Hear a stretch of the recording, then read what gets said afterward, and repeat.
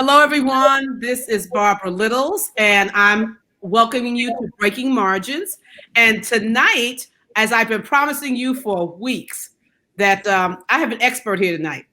Now, some of you had an opportunity to hear him at the small business webinar that went on a couple of weeks ago. But he's here tonight specifically for our group, and he's going to be teaching in the area of finance, and he's going to help you take your business to a whole nother level. So I want to introduce you to Nana Kwame Akua. Kwame, it's so good to have you tonight. Thank you for having me. I'm so glad to be here. Well, they have been waiting for you for a long time. All right. Okay. So, all right, cool. They have been waiting for a long time. So I'm going to decrease and let you increase, and you can introduce yourself to the people, tell them about you, and then you can go to work. Sounds good. Thank you. Right. Hello, everyone. So thank you for joining me. Well, like Barbara said, my name is Kwame Akua. It's Nana Kwame Akua, but I prefer to go by Kwame. Today, I'm going to get you through some financial important systems you need to build a financial structure for your business. But before I do that, I really want to take time to kind of introduce myself to you so you get to know who you are listening to. And I started off with, in school, I have 3 degrees, right? In economics, finance, and accounting. So I love finance. I love numbers. I kind of work with them a lot. Now, when I started my career, I had the opportunity to do auditing for a while. And in my audit, there's something dawned on me when I started doing auditing. I realized that a lot of businesses that we got to audit, these were big corporations. Some of them were individual, privately owned. Some of them were public, and even cities and municipalities. So it gave me a great exposure. But one thing that I found out was for all the big corporations and all the municipalities, the common phenomenon with all of them was their financial structure was a very unique one, in the sense that it was a system built in the way they do their finances. And it wasn't something that is proprietary. It wasn't anything that is expensive to do.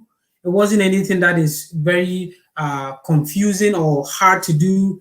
It was just that it's very simple. But what I realized was most big companies have that system built around their finances.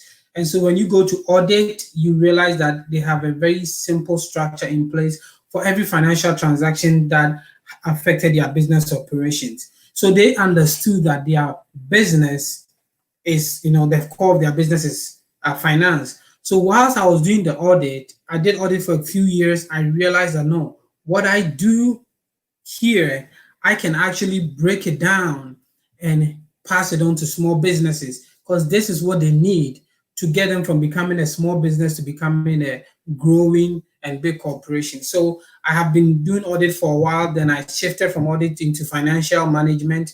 I work now as a financial manager for a school district.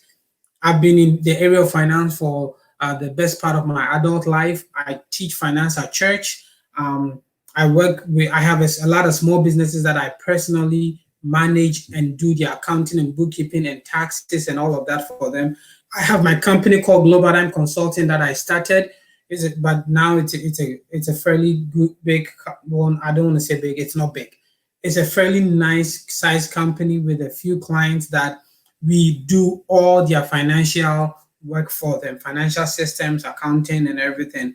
And I love my team. We have a lot of qualified accountants, CPAs, and everything on our team that we do financial work for small businesses and growing mid-sized businesses. So that's a little background about me. I'm an entrepreneur at heart, so teaching this is really good because I have the accounting and finance background, and also I have an entrepreneurial spirit. And so I've been able to really build understanding of what entrepreneurs or people that want to start a business or want to run a business can do to create a financial system for their business. I always believe that having a good financial system is not what will really take you to $1 million or $2 million in sales, but it's what will prevent you from going bankrupt. And as we go through this lesson, I'll be covering 4 major areas, okay? I'll be covering 4 major areas you need to have a good understanding to be able to build a strong financial system. All these 4 areas are key knowledge that you need to have as an entrepreneur. Without it, it's going to be very hard to succeed in the area of finance for your business. Now, a lot of people, because we start businesses as entrepreneurs, we all start businesses because we have a passion for something. And that passion drives us to succeed. It drives us to go out there and do what we love to do. But what we realize is because we don't understand the financial systems that move a business, we always hit a wall, and that kind of makes everything fall apart. We get burnt out, we get stressed because a lot of people, you then have to work 2-3 jobs to even sustain yourself because you don't have what it takes to run a business. Well, I'm going to teach you ways you can really begin to simple things you can do to begin to build a financial system that will really help you solidify, build you a good foundation to really promote your business. So this is going to be exciting. Like I said, there's going to be 4 lessons. Today, I'm going to be covering the first one. And what I call the first one is understanding your numbers. Of course, if you're going to talk about money, you have to know that the numbers will come first. I know that numbers stress people out.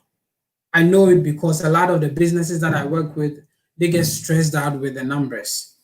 The numbers really make people get frustrated because 1, they don't understand it. 2, they can keep track of it. It's hard to really see the beginning from the end, and numbers stress you out. But the truth is, it's part of the business. Your business is a business because it generates income. If your business does not generate income, it's not a business. If your business does not bring you money and it does not give you revenue to sustain the operations of the business, you are not a business. Even if you're a non-profit, you are a business because as a non-profit, you need money, you need income to really sponsor your operations. And so if your business does not generate income to sponsor your operations, you are not in business. That is why a lot of entrepreneurs get burnt out. You know, and I know for a fact that 100% of business failure is because it has some finances, some financial part to play with it. But I'm sure, without knowing the exact number, I'm sure that is about over 99% of the business failures is primarily because of lack of income or lack of money, or they go bankrupt, or something happened in the business, it was not generating income anymore, or people are spending more than they are getting in, and their business begins to eat into their personal finances. So I'm going to teach you how to build roadblocks all around yourself to prevent anything like that from happening to you, so that your business can keep going and keep succeeding, okay? So understanding your numbers is very important. That is the heart of a business. If you are an entrepreneur, you need to know your numbers. You need to know and understand what your numbers are. There are tons of different things and different systems in terms of numbers, okay? Because most of you entrepreneurs on this platform are coaches, I'm going to use coaching as our example to really explain some of these numbers so you can see what it takes to make your business go. So when you think about coaching, when I say understanding your numbers and you think about your coaching business, how does coaching or teaching or doing anything that involves working with other people, what are the numbers that are important to understand in that sense? What you have to realize is that the income that you generate in your business is a representation of the value that people give to your business. Okay, you got to write this down. And I'm going to say it again. The income that you generate from your business is a representation of the value that people put on your business. Because here's the truth. Money in its core, money at its core, it's how we measure, how we value. It's a tool to measure value, okay? Money is just a tool to measure value. And as a business person, you got to catch this. Money is a tool to measure value. So when you have $10 in your hands, for you to give up that $10 to anybody, you are telling the person that whatever that they are giving you in return is worth $10. And so that $10 is not what you actually need. That $10 is just a representation of the value you put on what you need. And so if you have, let's say if you do coaching and you go to speak and they say, well, we will give you $100 for your speech, in their mind, in their heart, the truth is the value they place on your speaking or on your expertise in whatever you are teaching them is that $100. You got to understand this, because that is how you know whether your business is growing or not growing. Because people will begin to solicit your service, and what they are willing to pay you for, what they are willing to give to you is an indicator that, okay, what is the value that people place on what I do for them? That is why there are speakers that a company is willing to give $15,000 to have them for an hour, put them in a first-class hotel, buy their first-class airline ticket, and give them all the services, and still pay them $150,000, $200,000 an hour, because that is the value the company puts on what they say. And there are speakers that it's going to be even tough to get a company to be willing to pay you for you to come in and speak. But you have to understand that, okay, even if people are not giving you the value, you have to personally know what the value is. So people may not be paying you the value, because people will only pay the value if they understand and know what the value is. But even if you are a speaker and nobody knows the value of your business, you have to know what your business value is, and you have to understand, how am I going to let people understand, know, and get exposure to that value, okay? So catch this, because this is really key. So your income is a representation of your value, and whatever people give you for your income is the value they place on your business. So this is how you approach it from a numbers, understanding your numbers. You have to first sit down and tell yourself, how long does it take you to prepare your material if you're a coach? If you're a business person, what is the time commitment? You have to know. And then what is the value of each hour that you spend in your material, on the preparation, on your speech, whatever you do? What is the value you place on it? And then when you put a value on it, it's just your vision. It's more so what you want people to pay you for. But then you have to now move into the market and see, what do you have to do to get people to pay you for that value? So when I say understanding your numbers, what I'm trying to get to draw your attention to is the underlining factor of every financial system is the numbers. The numbers is what you can use in planning, in budgeting, in deciding what marketing system to use. Your numbers is what will determine whether you need to hire more people or not hire people. Your numbers is what determine what kind of accounting system to use. Whatever you have to do, it falls on your numbers. So the first thing you have to understand in your numbering system is, number one, what is the value? Your value is what will determine your income. Okay, so number one, your value. Number two, the cost to provide that value. So you got to catch this. Okay, number one is, what is the value? You got to put a value on it. A lot of it, because like I said, because a lot of you are coaches, I'm speaking with using a coaching as the business as to illustrate what I'm explaining. So you understand your value. Number one, your value is what people are willing to give you the money for. And so you decide that, and you build your company to provide that value, so people will pay you that amount. But the second question you have to ask yourself is, what does it cost you to provide that value? Okay, and you need to cost it. Now, costing your value is what begins to make business sense, because sometimes you are running your business in debt and you don't even realize it because you're not keeping track of these numbers. Let's say that, let me give you a good example. If you go to work let's say you go to work and you get paid $50 an hour, just throwing a number out there, $50 an hour.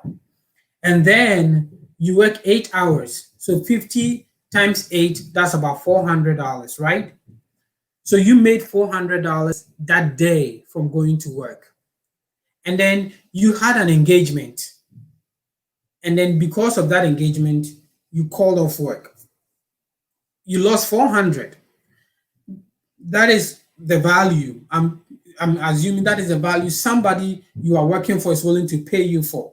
But you called off work, you have a speaking engagement, you took off work, you invested some time, money, gas, whatever it is to prep the material and go and do a presentation. And then you finish your presentation and they pay you $300. And you are grateful, you are happy, and you believe that your business is growing. What you don't understand is you are actually losing because the money they gave you is not even what your current value somebody's paying you for. I hope I'm making sense. And so your understanding of the cost of your value is really key. So here's one of the major reasons why I started my company. It's a true story. I went out for an audit, okay? I had done audit for a while. I was now what they call an in charge, meaning I was a supervisor. So I was supervising an audit, and to supervise an audit, you have to draw the budget for the audit and everything. And I realized in my first supervision work, I realized that my company was charging almost $300 an hour for every hour I spent out there auditing. Think about it. That's not how much they pay me. That is the value they have placed on me charging a client. And I talked to myself, I'm like, that is interesting. So this is my actual worth, even though they pay me way less than that amount they are charging the client. What it taught me was that I was actually undervaluing myself. And so when I realized that I was going to step out and do my own business, I knew where I wanted to place my value. And even though I'd never placed myself as high as they did, because they put me there for that 300, not just because of just my value, but also the name of the company on me, the reputation of the company. A lot of things went into that $300 valuation. But I realized that even if I can get close to that number or somewhere lower than that number, but fairly good enough, I can build my own reputation, build my own system, and begin to create my own value and charge clients my own amount. So that was one of the biggest motivation for me starting my own company and beginning to work my system. So, but when I started my company, it's true story. I went to a client and the client needed an accounting. This was about a $27,000 contract. It was the first biggest contract. And I didn't know what to charge. And I only know it's $27,000 on hindsight, because now I understand the business and then the service I provide better. But on hindsight, when I went there, I didn't know what to do. The work was a lot. The time commitment was a lot. It was going to take me almost a year to really build the financial system, because this was an already existing company. They were doing over $1 million in sales, and there was a lot of things involved that I had to bring a whole team to build, but I didn't know how to charge. So the moment I put in the proposal, the next day they accepted it. But they accepted it because I had significantly undervalued my service, significantly. And I realized that based on what it cost me, because the people I brought on board were experts and they were all requiring a significant amount of money for their time. And I know we still did a contract, we executed, we provided, and we did well. But I ended up realizing that I made nothing out of it. And it was because I didn't understand how to value my service very well. And now I know what it takes for me to do each work, and I know how much it costs for me to do each work, and I know what my time costs. And because of that, I'm able to put the numbers together. So let's say if you know as a coach that you spend $400, it costs you lose $400 a day if you choose to go do some speaking engagement. And you know that even though your speaking engagement is an hour, it takes you about a day to prepare for it. you begin to understand what it is to how to place numbers on your service and use that to build your service. Now, here's the key phrase, and this is the last thing I'll say, because I told you this is in 4 parts. This is the first part, and this is the important part. So I want you to begin to understand the numbers, and understanding these 2 key numbers can change the game of your business. Understanding the value of your service and the cost to provide that value. But what I was trying to explain is, whenever you are costing and applying the value, you may not be able to charge the value right now, because that value, people don't know you, they don't understand your service, but you are still providing the service. Okay, so let's say you're a coach, it costs you $400 a day to prepare material and speak for an hour. So each hour you speak is $400. I'm just using that number because it came out. Now you go to speak and they don't give you $400. That's okay. What I would encourage you to do is write that as a debt or as an investment of yourself into your business. You just invested $400, so your business owes you $400. Think about it. Your business now owes you $400. What is helping you to do is helping you understand that as you do more and more, you begin to see that, well, even though this is not a debt I owe to the bank, I'm putting in way more, I'm losing way more in my business, because you are now costing your time, you are costing your investment, you are putting a value,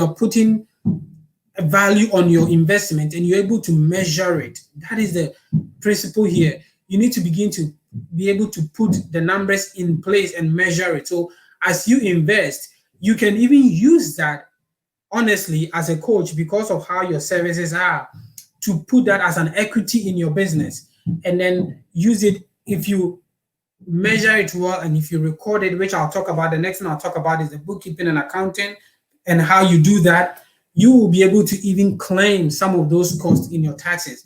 And in another session, I'll talk about reporting, and that will also cover the taxes and all of that. But this time, what I want you to take away is, you have to understand the value, you have to understand the costing, and you have to understand how to, you need to understand how to work those 2 things for your business and begin to keep track.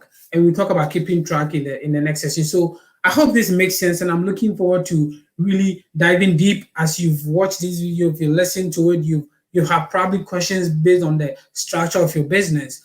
That is why you are in this group, so we can help you really build a system that works for your business and helps you as your business grows, do well and excel. So I hope you learned something from this, and I hope this is really helpful to you. Remember the 2 key takeaways, and I'm making sure that you don't forget it. The value of your service and what it costs you to provide that value. Thank you for paying attention for these few minutes, and I hope this was helpful to you. All right, Barbara, I think at this time I will invite you to come in, and then we will do the next video soon. Wonderful, wonderful. The information was absolutely wonderful. So I want everyone, we're going to have some, of course, on your course. Underneath, you will have a couple of sheets that I want you to go and fill out and begin to actually think about the numbers that Kwame was talking about today in reference to your business. How much does it cost you generally to do coaching? How much are you charging? And how much are you doing for a speaking engagement? So this is the first session, and we will get ready for the second session. Okay?